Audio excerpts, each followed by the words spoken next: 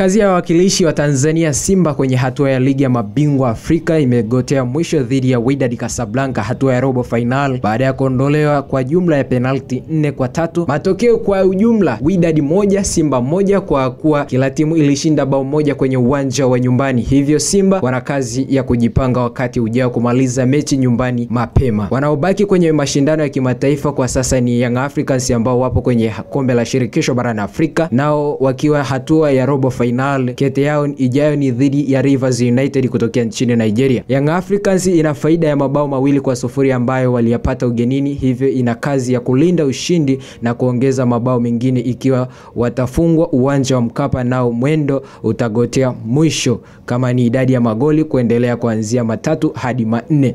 Katika mchezo wa jana, dakika ya 15 za mwanzoni Simba walicheza kwa utulivu mkubwa na nidhamu wakiwa na mpira, lakini mbinu ziligotea dakika ya 22. Bao la kwanza lilipachikwa na nyota Junior Ball dakika ya 23 kwa pigo huru la kichwa akiwa mbele ya mabeki wa Simba ambao walikwama kuokoa hatari hiyo.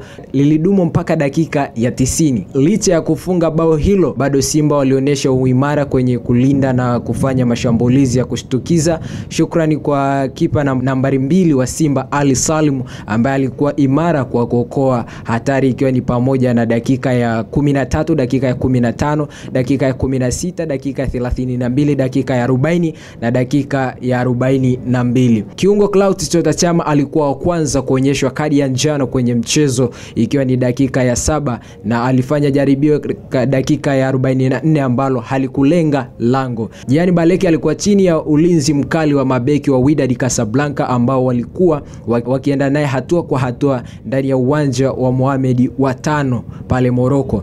Ni nyota wawili walikwama kufunga penalti kwa Simba, Shomari Kapombe na Clatous Chota Chama, hivyo mwendo wa Simba ukagomea mwisho mpaka wakati ujao msimu wa 2023-24 wajipange zaidi kwa ajili ya kufikia yale malengo yao ambayo wao wanahitaji. Endelea kusubscribe channel yetu, kulike na kucomment.